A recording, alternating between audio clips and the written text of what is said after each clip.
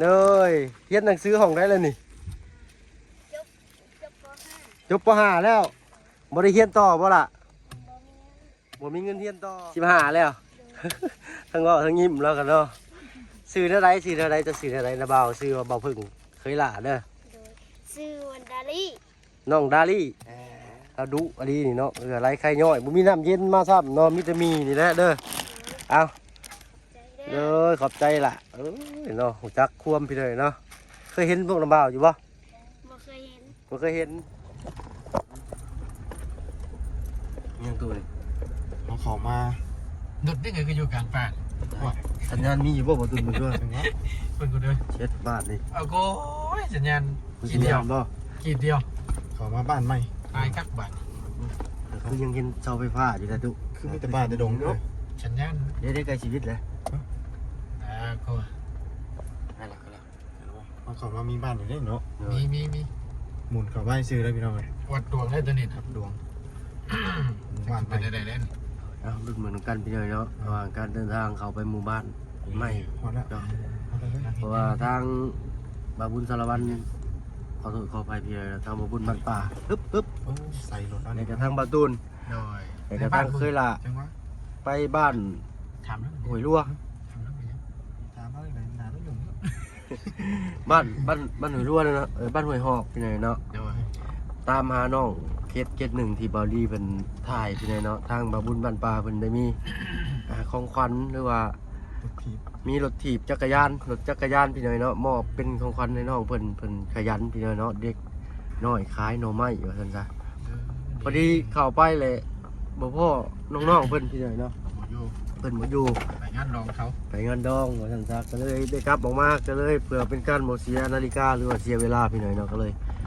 ทางเมื่อเฮาก็เลยลองแวะลองเบิ่งเนาะเพื่อว่ามีเคสใหม่ๆเนาะ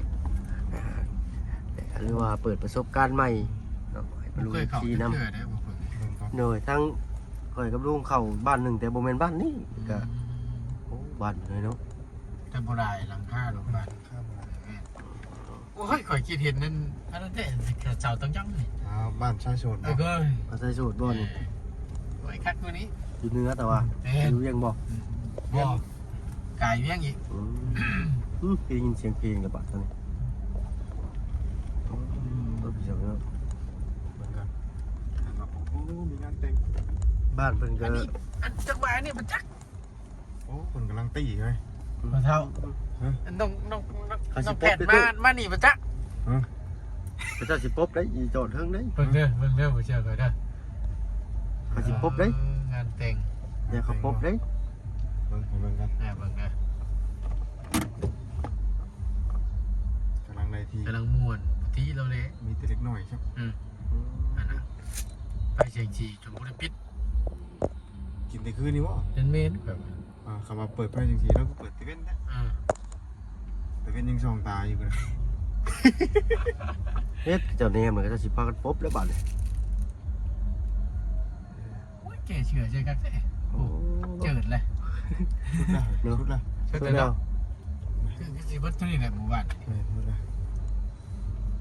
ได้เอาบัดนี้กลับออกคือเก่าบ่เปิดบ้าน2 อย่า ชั้น ไปนึงก่อน อันนั้นได้พี่ได้เนาะก็สมบูรณ์อุดมสมบูรณ์อยู่เนาะติดภูติดผา แหลมตับ เฮ็ด ในช่องนั้นโอ้หลักเด้อเพลงแล้วน่ะ เนาะเจ้าเนาะ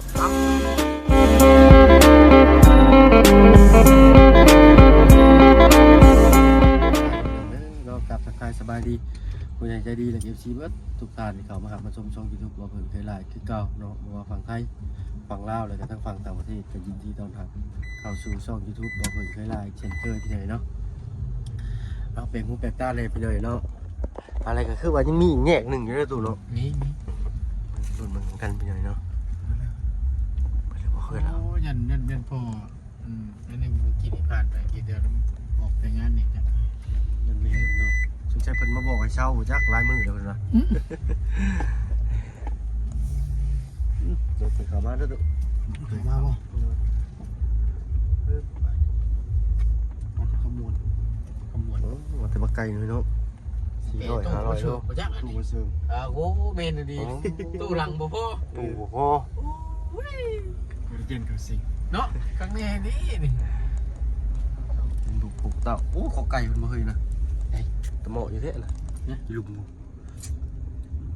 โอ้บ้านเพิ่นถือว่าอุดมสมบูรณ์เติบเนาะบ้านหมู่บ้านนี่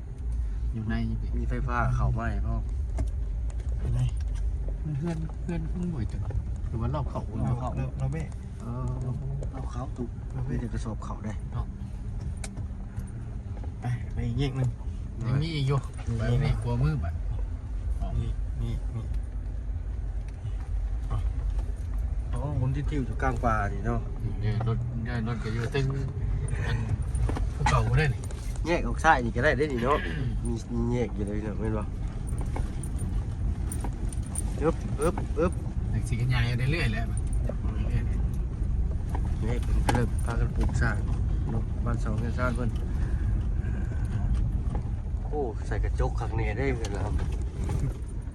ทางมือคือบ่นี่ เลย เพิ่นก็กำลังเนาะถ้าเบิ่งนี่ทางคือสิบ่เปื้อนในหมู่บ้านนี่เนาะ ที่บอกวันไหน ฝนตกก็บ่ปานใดดอกนี่เนาะ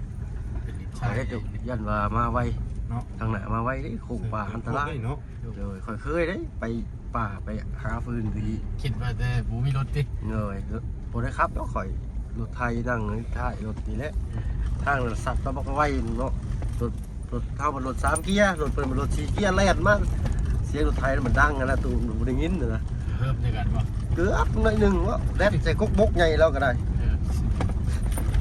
เกือบกินท้องพังล่างอึ๊บ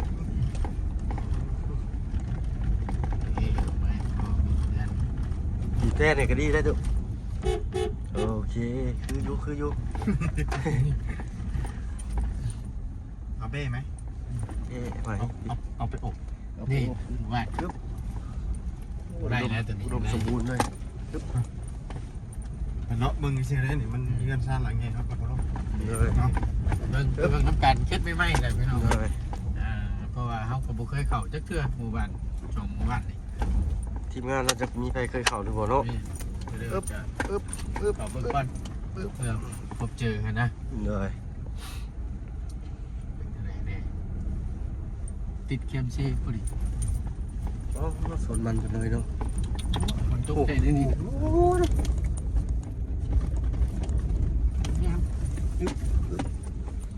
นี่เนาะ เสร็จนี่แหละนี่มันมีไฟลงนี่เลย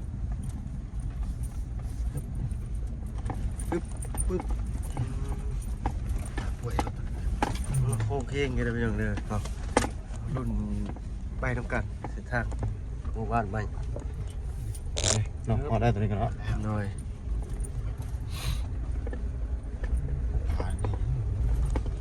หน้าป่าที่ทุก เน้นในด้านนี่ใหญ่ที่เป็นเน้นโทรศัพท์ธรรมดา ตัวจริงขึ้นไปโยกเนี่ยปักป่วยแล้วเหรอถึง แม่นในตัว เนาะเยอะ บ้านนี่คือสีทางเปื้อนอยู่นี่เนาะ นี่เช้านะ นี่คนนี้ สบายดีเจ้า บ้านยังอันนี้เอ้ยบ้านแก้งโดยปลูกข้าวว่าเอ้ยนะอ๋อใส่มันต้นโอ้ตู้ได้สวนใหญ่ด้วยเนาะ เนาะเอาไปเลยจะออกมาแวะเบิ่งอีกเนาะลุกลีนี่เนาะใส่ตุ๊บ ชุดเดบอล ชุดเท่านี้เลยจ้ะ ขึ้นมาเดิน จักหลังข้าเนี่ยน้องหอดบ่สิบเบิดแหละ เอาบ้านขึ้นหน่อย แต่โกกเผานะเนาะ โอ้ว้าวเฮ้ย โอ้แต่ละต้นลกกว่านี่ โอ้ ตัวข ชื่อ นาด พ่อยังไง เขามาอยู่นี่จัก2 เดือนนี่ครับ เบิด เป็น เดียว เกิด เบิดต่างกัน จ้างคนขึ้นนะข่อยขึ้นบ่ได้กัน เขามาครั้งแรกกัน ต้องไปดิเซ่เลยจ้ะ ใช่เนาะ แม่ ต่ำตึมเลยป่ะ เอา ช่วงที่น้ำท่วมเนี่ย โคเรือ เนาะ พื้นที่ต่ บนเรือได้เนาะ ำแม่เรียบร้อยพี่น้องเลย เอาเขามากับหู แม่ หูละบาทนี่ ซื้อว่าเงินชานลันเป็ดก็ ดูสมบูรณ์อยู่ดูเนาะ แม่นหลังใหญ่อยู่นี่แหละก็ให้ของใจเลยดิเราได้เข้ามาเห็นกับตาเลย เก่าถามกันดิได้เข้าอยู่บ่ติ แม่ เมื่อน หน้านี่ไปสิเขาไม่ใช่ดาว คือนี่จะเชิญครับลูกดีเชิญหน่วย โอ้โตเดี๋ยวเนาะออกไปหาน้องหน่อยคนขยันเพิ่นสิก่อนเอาก่อนออกไป คือโอเคอยู่หน่อยหลังทางสว่าง เนาะ ถึงชาร์จเนาะสวัสดีอยู่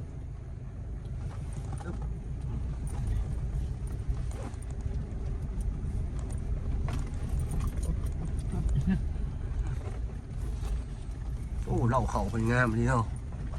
เล่าเขาหรือเฮือนน้อยนะเฮือนได้นี่เนาะมีชานนี่ เก่งคืออยู่แต่ว่าช่องกันเลย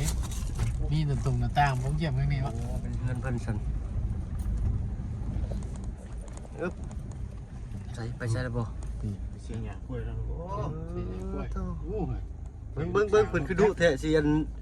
เอามีไปต้อนเพิ่นก่อนจังหน่อย ไปลองเบิ่งดู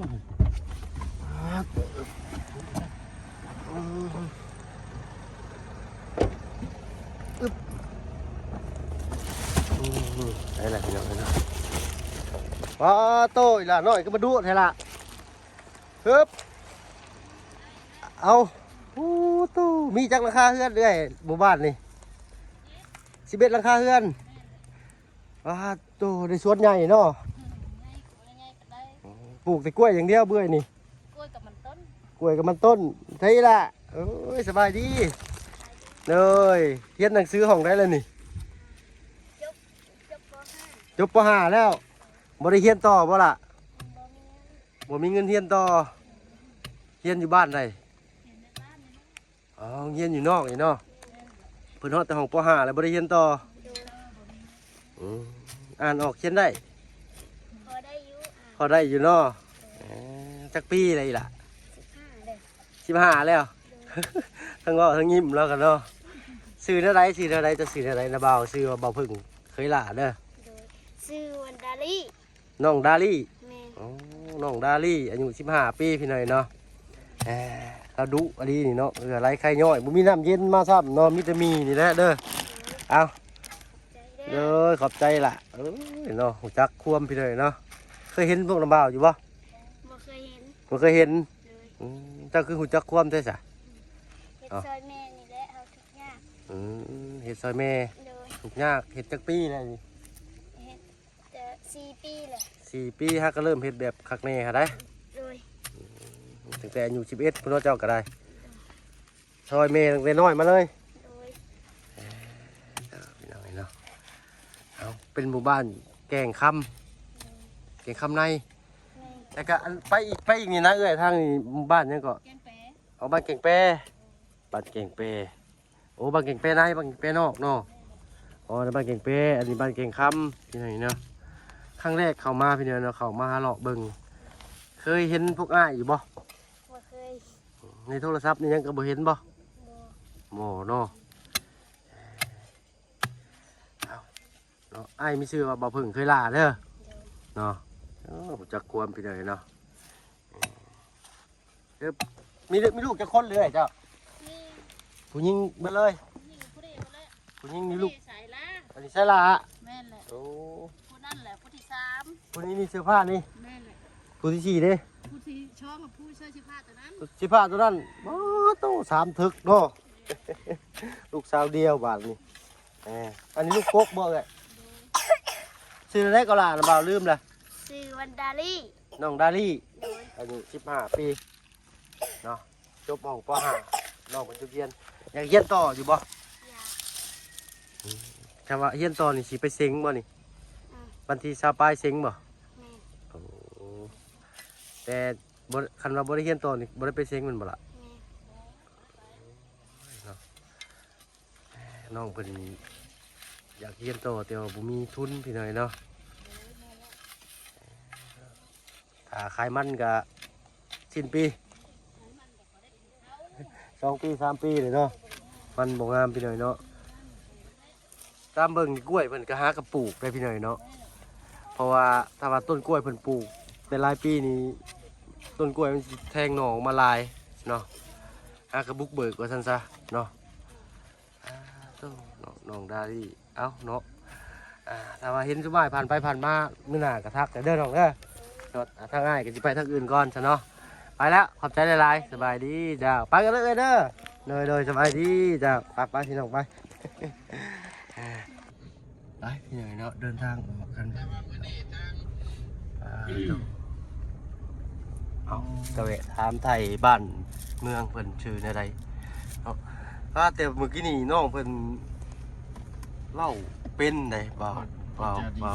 าตูนโดยก็จ้าดีน้องเพิ่นอยากเรียนต่อแต่ผมมีเงินเพิ่นว่า โอ้ย อันนี้ก็เป็นสวนกล้วยเพิ่นหากระเฮ็ดได้ตามเบิ่งนี่ต้นกล้วยยังบ่แทงหน่อหลายซ้ำหั้นนะ ปลูกมันนั่นนะ แม่นนะตูน ปีแล้วนี่มันก็หย่อลงนี่เนาะ มันตายเลย เนาะ เด็ดเผาแห้งพวกเด็ดแห้งพวกอึ๊บ แพงกันที่ร้อยเนาะ ใครอยู่ในเองอยู่ยัดเลย เพิ่นเราเพิ่นเรียนจบถึงนี้เรียนฮอดป .5 อายุ15 ปี กีฬาก็ดูรอบ ลูกกุกแล้วเด้อ นี่ เฮ็ดคอยได้ลูกโอ้ลูกสูงเอ้ย เบ่งดีมั้งนะ อึบ โอ้ย เรายังตื่นใช่ไหม เบ่งมุ้ยไม่ได้เมื่อกี้ มีเบรกครับกินตู้ประตูติดต่อชิดชายนิดนึงตู้ขออนุญาตเบ้ากันสักบาทหนึ่ง เจ้าตู้โอ้ยขออนุญาตตัวหนึ่งได้ลงเด้อเอาพี่หน่อยเนาะอันนี้ก็เป็นโรงเรียนของน้องเพื่อนอยู่กี้พี่หน่อยเนาะเรียนเนาะแต่ป .5 เนาะโรงเรียนสัตว์ประถมก็ถือว่าสมบูรณ์เติบอยู่พี่หน่อยเนาะตู้พี่หน่อยเนาะเอาไปครับไปซับกะขาดเชิญๆเนี่ยพี่น้องเด้อเราจะได้ยินเสียงหรือบ่นี่ก็ได้เป็นเห็ดหน้า ป่า เลย มันยัง เนาะ สมบูรณ์อยู่นี่ เห็ดหน้าเลยนี่ นี่นะ ขัดบันได แม่น ได้อยู่ แต่ยังบ่ถึงว่าขันบันไดนี่ ก็ยังอยู่พื้นที่เรียบอยู่น้อยเนาะ แม่น ได้อยู่ ได้ หน้าดินดากจ ถึง ำงาม โอ้ระวังระบบคักเลย อันนี้น้องชะเนาะ มันเป็นนองบาทนี่ โอ้เอาน้ำครั้งนี้ก็ปล่อยลงบุ้งเบแต่บ่ได้ใช้อันนั้นใช่ปะ คัก อันนี้ไม่แยกไปอีกกันนี่ก็ได้ มีเงินได้กว่านี้ แม่นลูกกับยับ ป่าเนาะนี่เนาะ ป่ายังอุดมสมบูรณ์อยู่ตัวเนาะ นี่จะเป็นหาเล่นนะอย่างไรเอาไปขายนะ เอ้าพี่หน่อยเนาะทางเฮาก็สิขอโทษลำลาก่อนสันบัดนี้เนาะ เจ้า พาเขามารอบนี้กับพ่อแต่น้องเพิ่นผู้หนึงพี่หน่อยเนาะซึ่งเป็นเด็กขยันเติบเราก็ได้คือว่าขยันแหละเนาะเพราะว่าอยากมีเงินเรียนต่อเราอะเราบ่มีเงินเรียนต่อการเรียนต่อก็สิได้ออกไปเรียนอยู่นอกไปได้นี่ ดีได้เนาะ เลยออกไปเรียนอยู่ทางบันดงไปได้เพราะว่ามีแต่ชั้นประถมถามน้องเพิ่นว่าพออ่านเราเขียนได้บ่เขียนชื่อเจ้าของได้บ่ก็พอได้อยู่เราอะเนาะก็คือสิรุ่นเราเขาเดียวกับน้องเป็นจริงน้องใจดีน้อง ประมาณ น้องเลี้ยง รุ่น รุ่นเราเขาเดียวกันเลยเนาะป .5 คือกันเนาะแต่น้องเพิ่นพูดเราจะชัดถ้อยชัดความมาดีได้ก็ทหารตะเพงสมวัยเด็กน้อยอะไรพี่หน่อยเนาะเอาไปแล้วพี่หน่อยเนาะอยู่ดีมีเองเบิดทุกคน บอกป่ะเลยจริงๆมั้งพี่นะ ญาตินะ จนตื่นนี่ ตื่น ไปพี่หน่อยเนาะ แต่มันน้อย ขอบคุณขอบใจเขาเอามาส่งช่อง YouTube บ่เพิ่นเคยไลฟ์คือเก่าไปแล้วพี่น้องสบายดี จ้า